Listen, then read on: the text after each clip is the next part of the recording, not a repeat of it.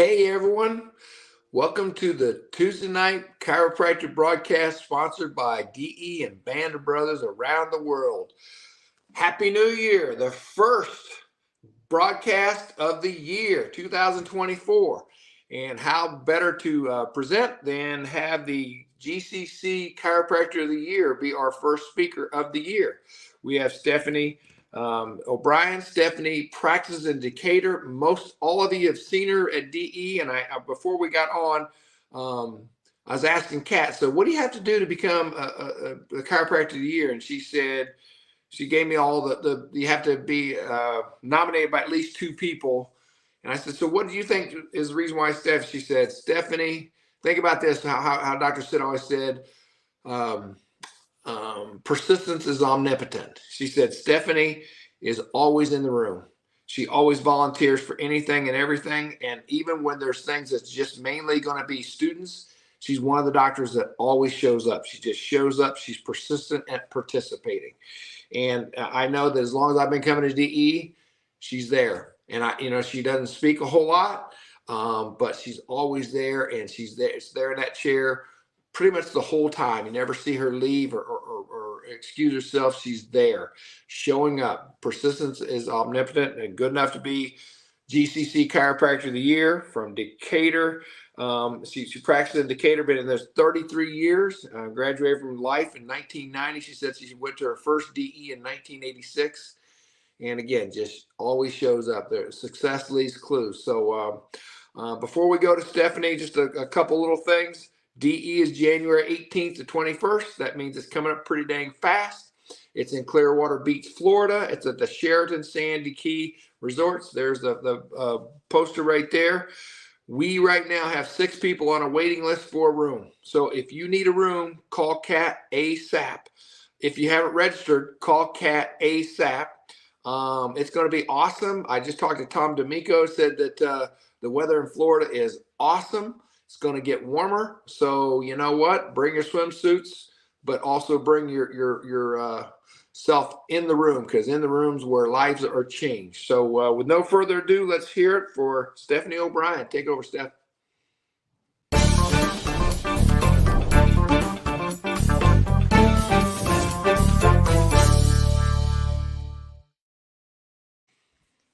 Thank you so much, Andy and Kat. Wow. Happy New Year. Happy New Now. Really, really excited about just the coming year and all the energy in the world. Can you hear me?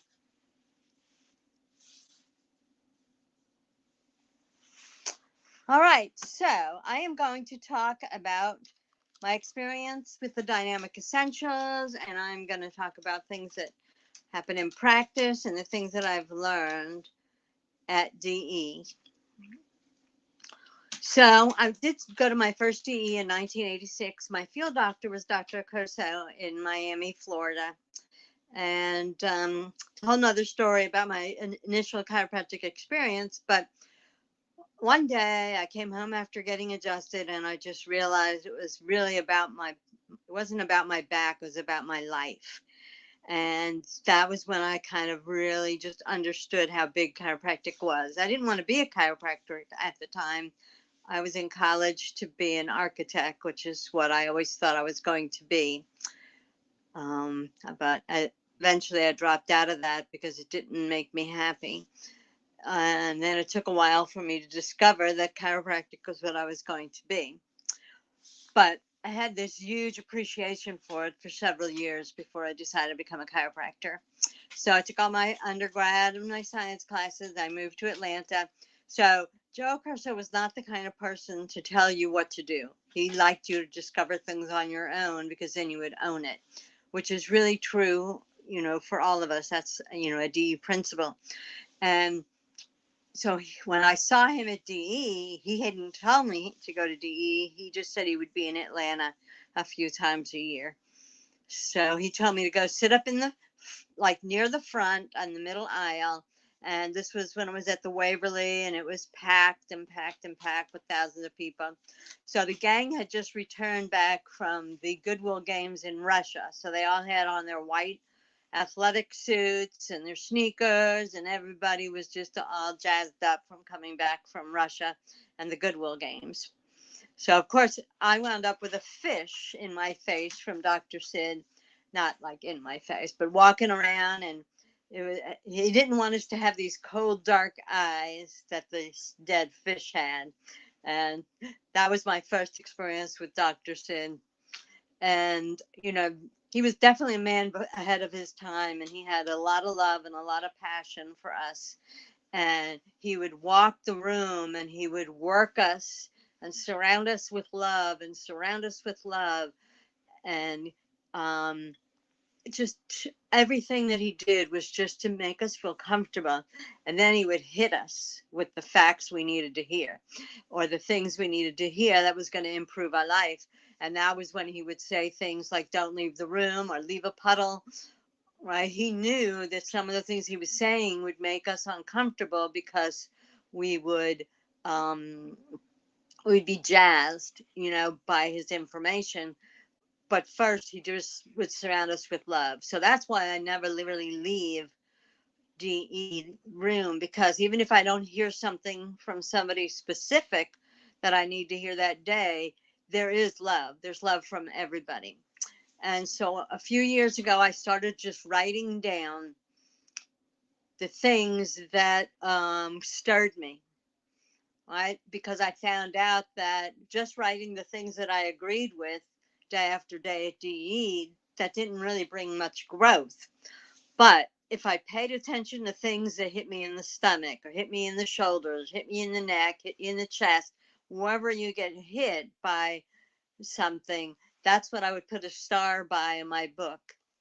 And so at the end of DE, I'd have, you know, depending, you know, 10, 12, 15 little things that I starred. And then those were the things that I would work at or work on in between DEs. And, you know, it doesn't really mean that all of those things I had to do or change. And some of them were just a little tweak in your life, right? Leave everything at the door, right? When you walk into your office, you're only focused on being that conduit of love and adjusting your people. Not anything else is important. So I don't really deal with anything in my life when I'm in the office. It has to stay outside, because none of it is going to affect the life of my people except my connection when I go to adjust them. So if I write down or put a star by 12 things, maybe there's 2 or 3 or 4 or 6 of them that I can then work on in between DEs. And then I'm actually utilizing the notes I take at DE rather than just having a book year after year after year of all the DEs. And, you know, they're books of love. There's nothing wrong with that. It's just where the growth comes from. So I'm just going to explain a few things that I think that Dr. Sid did and some of the other people in the early days of GE that really solidified my dedication to the principle and my love for what it is that I do. So Dr. Sid would say something like, do what needs to be done when it needs to be done, whether you like it or not. And of course, I didn't like that because, you know, I was still pretty young when I was at DE, and remembering growing up, I was the oldest daughter. I was the one that always had to do the chores. My other siblings didn't do chores. It was me being the oldest daughter. So I kept thinking, well, you know, I don't like doing these things. So why should I do things I don't like? But then I discovered that when you fall in love with doing them, now you're doing them from a place of love, right? And then your heart gets bigger. And when you can love the things that are difficult in your life, it really does open you up for all kinds of opportunity and peace and space and ideas and clarity. So when you fall in love with things, especially the difficult things, you really do grow, and your heart grows, and your ability to serve humanity grows. And anytime you resist something, it persists. You know, we have learned that a lot. And I say that in French, and it's a beautiful saying in French, but what you resist persists. So any problem that you resist must exist. So it's not going to go away if you resist it. It's only going to go away if you understand it, embrace it, and love it. So in our culture, we fight a lot of things and then they never go away. So when a charity comes to me, I always ask them, well, what's your exit strategy? And they're like, well, what do you mean? Okay, so you want to end illiteracy. So what are you going to do when there's no more illiteracy? What are you doing to make sure that your charity is no longer needed? And that's not how charities work, as we all know. They want the problem to exist because that's how they increase funding. So how can the problem go away? So anytime there's an issue, what is your exit strategy? What are you going to do for this to not have a problem? And in our practice, right, we want to um, serve humanity so they no longer have chronic subluxations. We understand the growth that comes from everyday, we're humans and we get subluxated and we get adjusted, we get checked every week, and that's okay. It's the chronic ones that never get cleared out, that never allow us to truly shine our brightest light, that do damage to us as humans. So that's why we start with women before they get pregnant, right? Families before they conceive the children, they start getting adjusted so that they're full of life when they conceive the child, full of life throughout the whole pregnancy, full of life through the birth, through the developmental changes that their children go through as they get old, and then we repeat the process in the next generation. It's not that the subluxation is going to go away, it's that we can use it for humanity to grow and grow more life. One of my favorite speakers, I had a few from back in the days, was Ian Grossom. So Ian Grossom had this story that he told, and it really hit me really hard. So I really remembered it for a long time.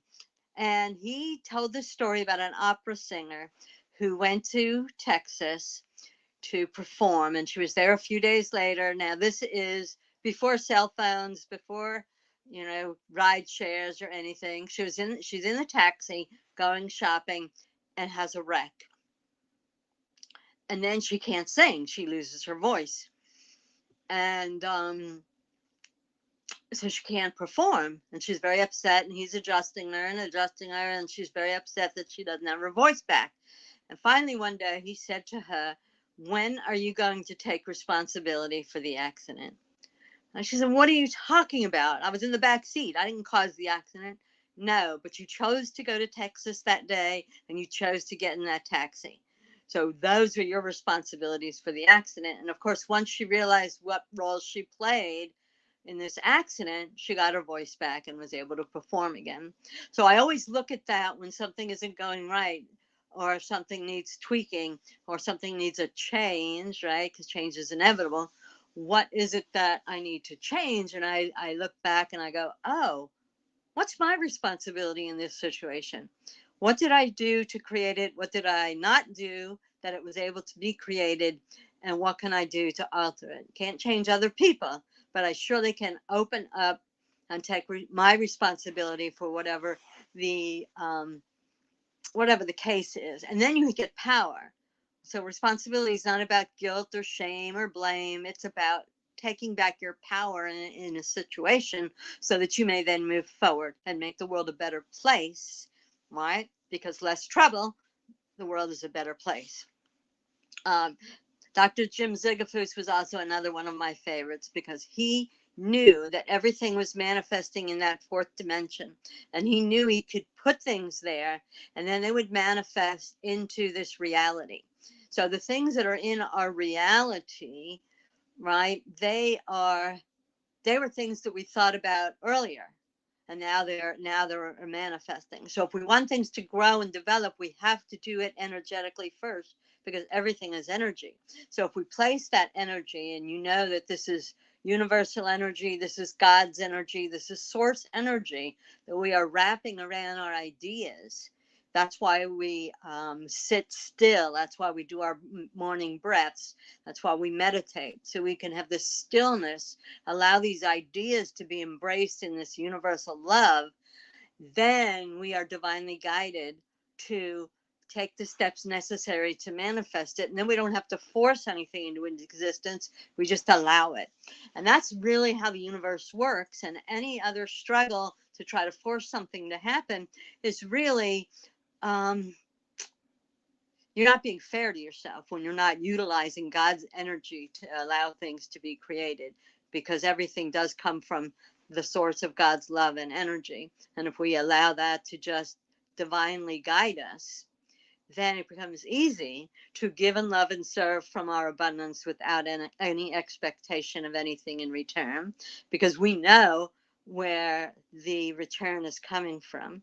Right? So we can constantly flow that energy. We know that we can be aware, humble, obedient, guided,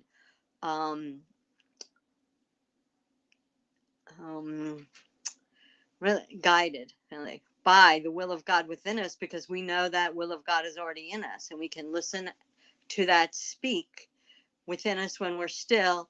And it just makes life so much easier, not just practice, but life so much easier. So none of these things that I have said is original to me. It all comes from the people before me. The only reason that I was awarded the Georgia Chiropractor of the Year is because of the people whose shoulders I've been able to stand on, and the people who have spoken very similar things over the years that have radiated true with my being. And I am just so delighted that DE, being ahead of its time, the dynamic essential, what we are, is able to just radiate from us, and radiate from that place of love and beauty and peace and potential for humanity. So I think that is all I have today. And I love you all so very, very much. And I will see you all in January. And well, I'll see you later in January. And thank you for having me on today.